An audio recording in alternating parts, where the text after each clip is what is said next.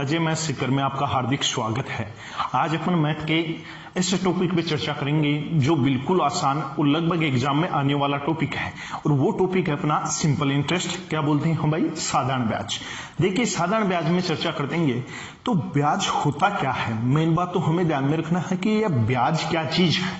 तो ब्याज हमेशा ध्यान में रखना है कि देखिए, मूलधन के अतिरिक्त, किसके अतिरिक्त भाई? मूलधन के अतिरिक्त प्राप्त धनराशि क्या होगी भाई? ब्याज होगा। मतलब मूलधन के अलावा हमने जो पैसा दिया है उसके अलावा हमारे पास जो राशि प्राप्त होती है वो क्या होगा भाई? ब्याज होगा। अब मेरे भाई, ब्याज कितने प्रकार का होगा ये आपको ध्यान में रखना है। तो ब्याज कितने प्रकार का होगा भाई? दो प्रकार का। एक तो कौन सा होगा? साधारण ब्याज। साधारण ब्याज मतलब सिंपल इंटरेस्ट। दूसरा ब्याज होता है वो चक्रवर्ती ब्याज। चक्रवर्ती ब्याज मतलब कंपाउंड इंटरेस्ट। अब आपके ये चीज नहीं समझ में आ रही होगी कि यार सिंपल इंटरेस्ट, कंपाउंड इंटरेस्ट होता क्या है। तो मेरे भाई, सिंपल इंटरेस्ट वो होता है जो प्रत्येक वर्ष का समान होता है। सिंपल इंटरेस्ट वो होता है जो प्रत्येक वर्ष का समान होता है। मतलब अगली बार 1000 रुपए हैं सिंपल इंटरेस्ट, तो अगली बार भी 1000 आएगा, उससे अगली बार भी 1000 आएगा। बल्कि देखिए, चक्रवर्ती ब्याज की बात करिए, कंपाउंड इंटरेस्ट की, तो हमेशा ध्यान में रखना इसमें ब्याज पे ब्याज लगता है भाई। एक बार 1000 आ गया, उस पर ब्याज मिलेगा, उसके पश्चात ब्याज जुड़ के फिर ब्याज पे ब्याज लगेगा। वो कौन सा है भाई? कंपाउंड इंटरेस्ट मतलब चक्रवर्ती ब्याज। अब मेरे भाई, बात आती है मूलधन की। भाई मूलधन की बात आती है, मूलधन होता क्या है? तो मूलधन वह राशि जो उधार दी गई हो या उधार ली गई हो। मूलधन को अपन क्या बोलते हैं भाई?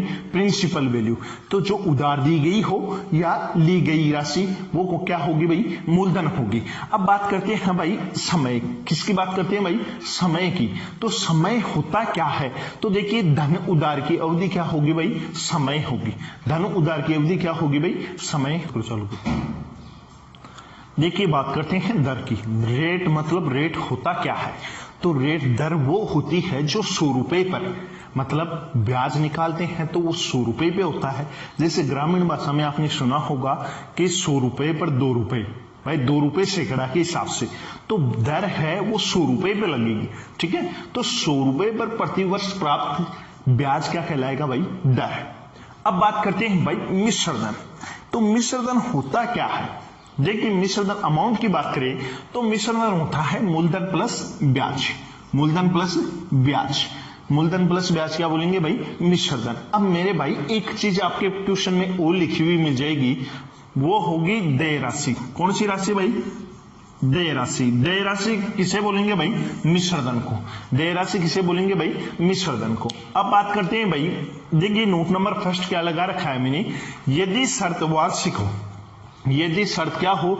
वार्षिक हो।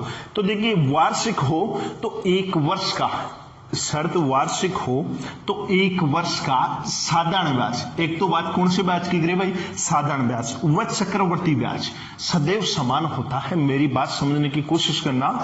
एक वर्ष का जब भी वार्षिक शर्त हो तो एक वर्ष का साधारण ब्याज व चक्रवर्ती ब्याज हमेशा क्या होता है? बरोबर। जैसे चक्रवर्ती ब्याज अगर 500 आया है तो साधारण ब्याज भी 500 आएगा, और एक वर्ष का चक्रवर्ती ब्याज व साधारण ब्याज का अंतर हमेशा 0 रुपए होता है। मतलब उनका कोई अंतर नहीं होता।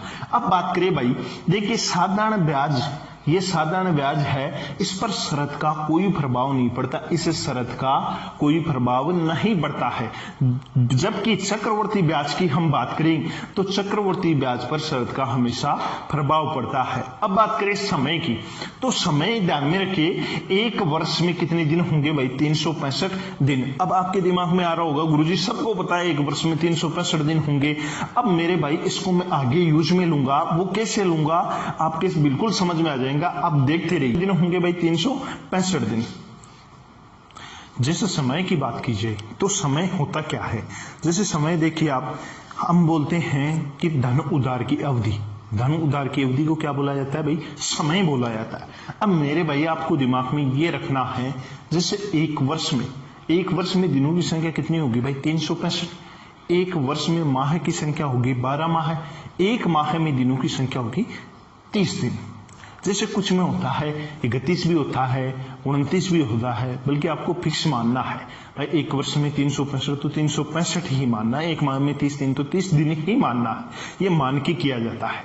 देखिए बात करें अपन कोई भी दिन में गणना आ जाए, कोई भी दिन में गणना आ जाए तो उसमें किसका भाग देंगे भाई 365 का, किसका भाग देंगे भाई 365 का। फिर माह में गणना आ जाए तो किसका भाग देंगे भाई 12 का। तो ये क्या होगा, ये वर्ष में चेंज होगा। किस में चेंज होगा, वर्ष में चेंज होगा। और वर्ष में कितने में भाई, एक वर्ष में चेंज होगा। जैसे मैं एग्जाम्पल के थ्रू आपको समझाता हूं, जैसे 10 माह लिखा हुआ आ गया, कितने माह लिखा गया, वो आ गया 10 माह। तो मैं इसको वर्ष में चेंज करूंगा तो देखिए माह आ गया, तो माह आने पे किसका भाग देंगे भाई 12 का भाग देंगे। तो 10 में किसका भाग देंगे भाई 12 का भाग देंगे। तो देखिए ये घटा 5 और ये घटा 6। देखिए वर्ष में चेंज हुआ तो क्या हो गया 5/6 वर्ष। मेरी बात समझ में आई होगी, क्योंकि आपके पास जब भी माह आ जाए तो किसका भाग देना है 12 का भाग देना है, और वो चेंज किस में हो जाएगा भाई वर्ष में चेंज हो जाएगा।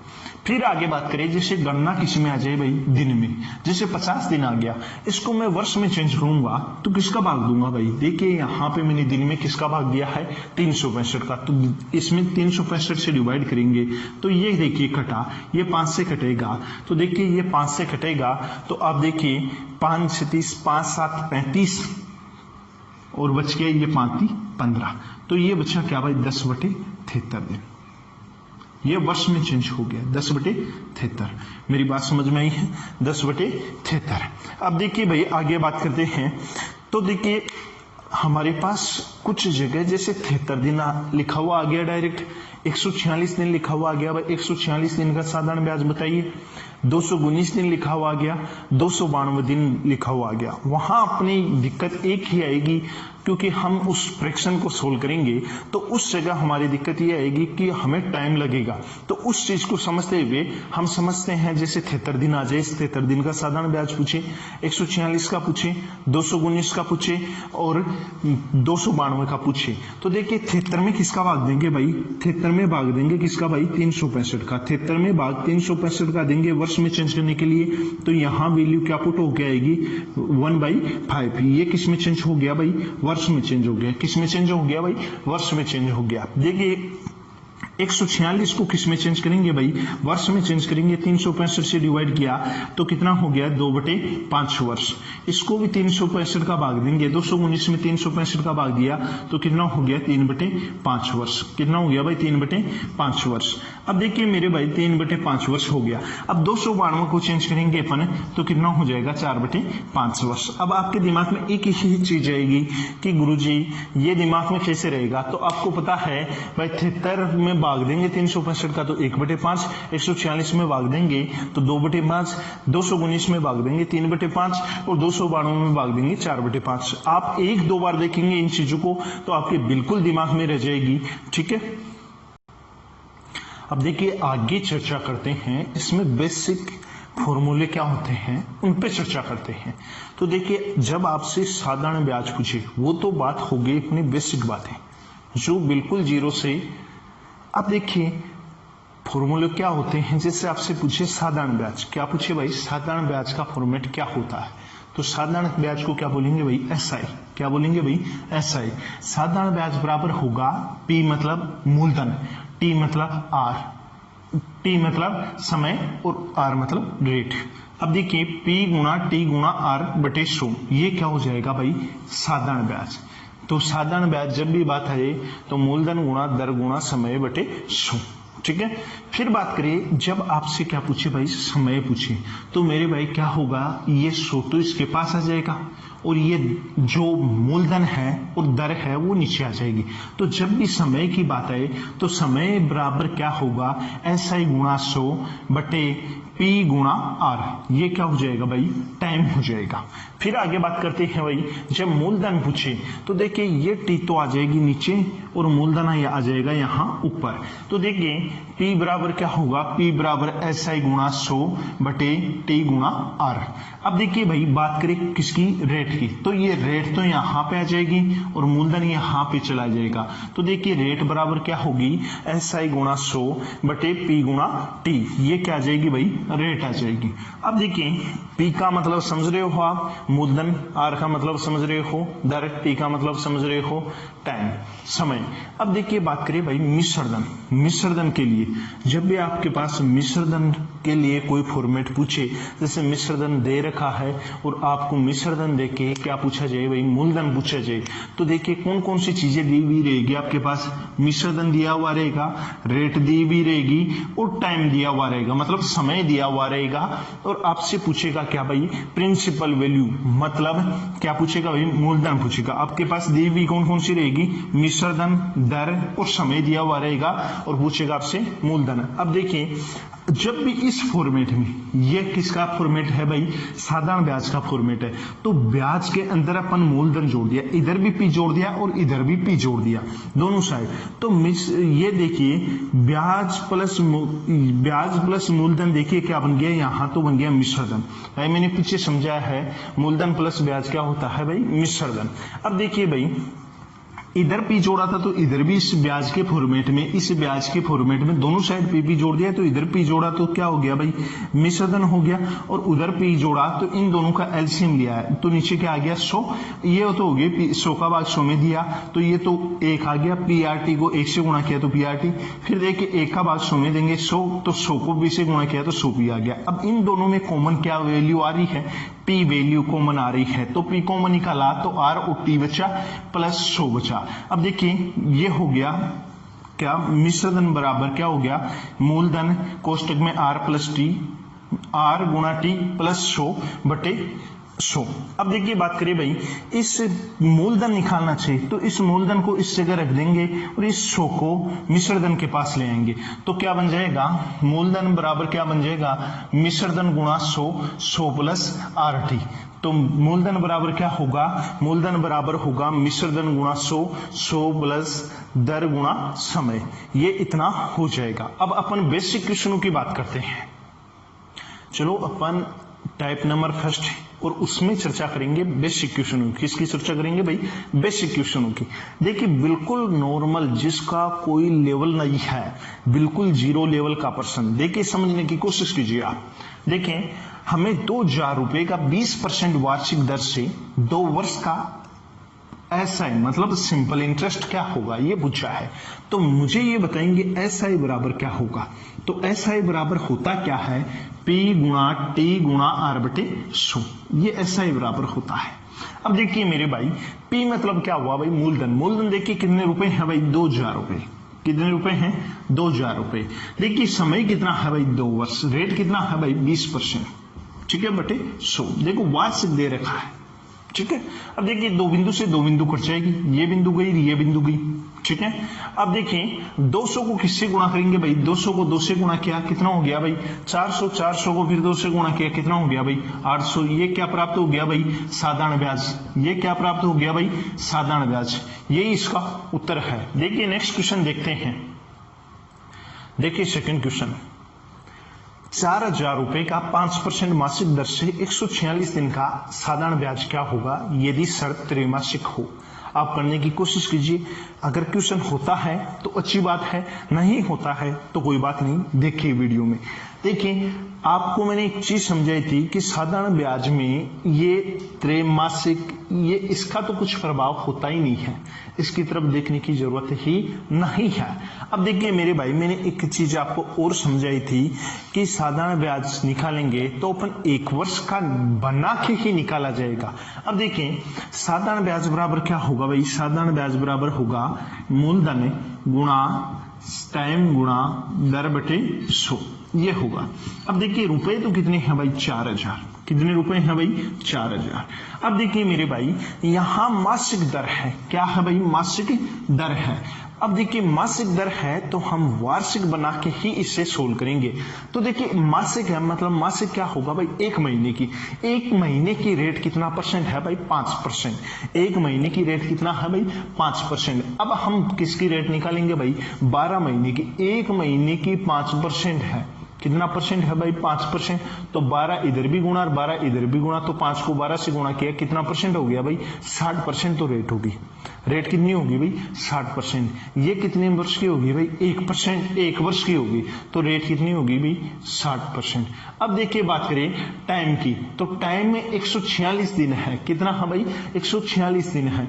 इससे भी वर्ष में चेंज करेंगे तो मैंने एक चीज समझाई थी कि थेतराए तब क्या होगा 1/5, 146 है तो 2/5, 219 है 3/5, 292 है 4/5। तो यहां कितना आ रहा है भाई 146, 146 है तो वर्ष में चेंज होगा तो कितना आएगा भाई 2/5, तो 2/5,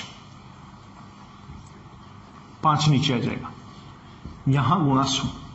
ठीक है, देखिए 2 बिंदु से 2 बिंदु कट गई, ये इससे कटेगा तो देखिए 80 हो गया 80।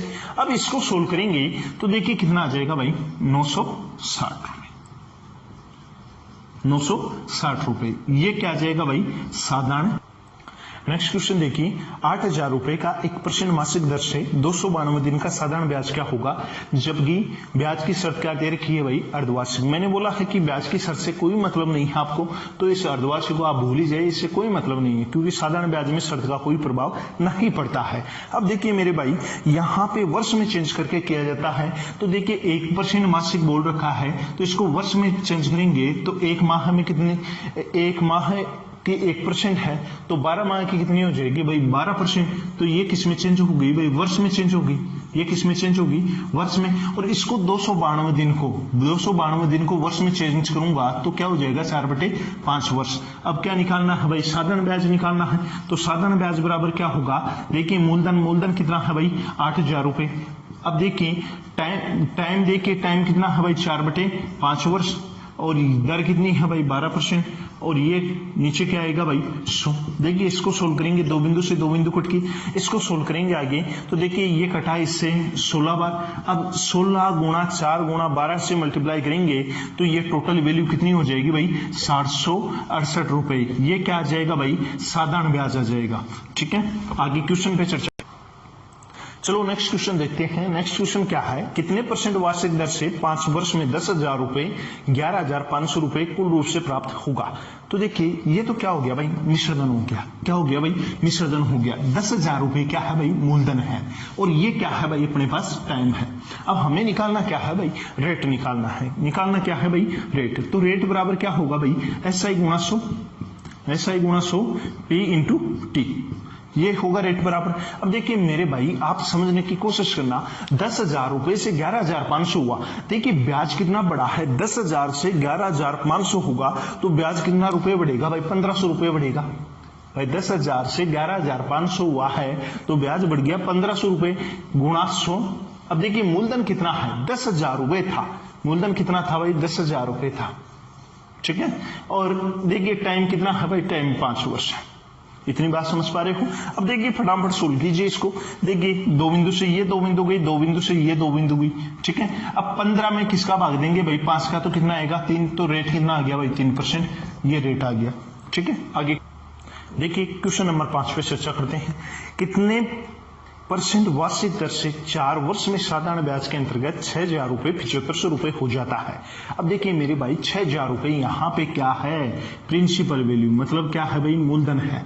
अब 7500 ये क्या है भाई मिश्रधन है, क्या है मिश्रधन है।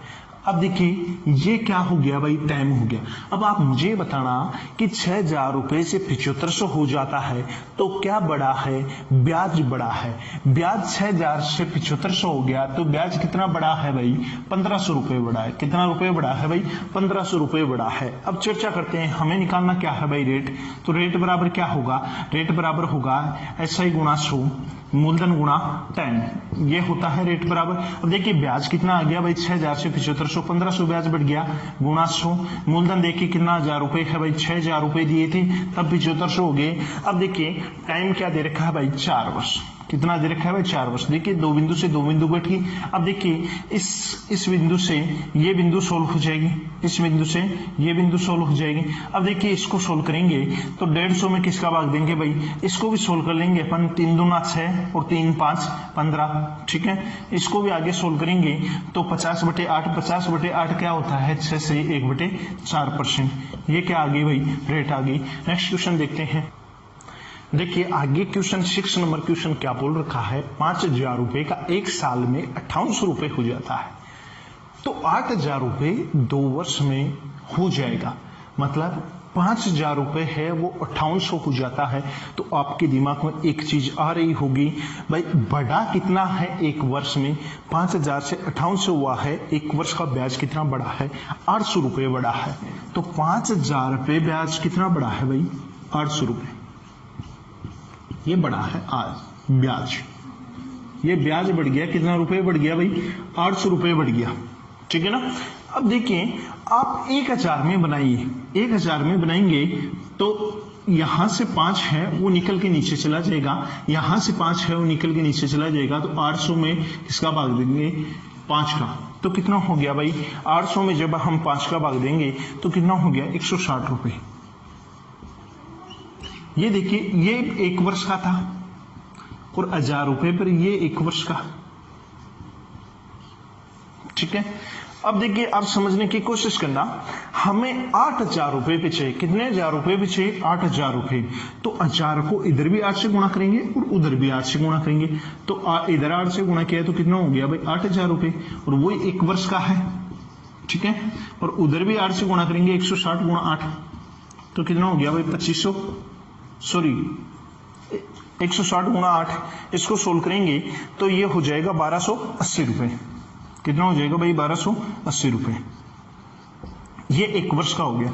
अब हमें कितने वर्ष का चाहिए भाई, 2 वर्ष में कितना हो जाएगा, तो एक वर्ष का कितना हो गया भाई 1260, तो 2 वर्ष का करेंगे, तो देखिए 2 वर्ष का करेंगे तो 1200 जो 80 है 1280 हो जाएगा, 1280 को किससे गुणा करेंगे भाई, 2 से गुणा करेंगे, 1280 को 2 से गुणा करेंगे तो देखिए कितना आ गया 2560 रुपए, 2560 रुपए, ये 2 वर्ष का क्या आ गया भाई ब्याज।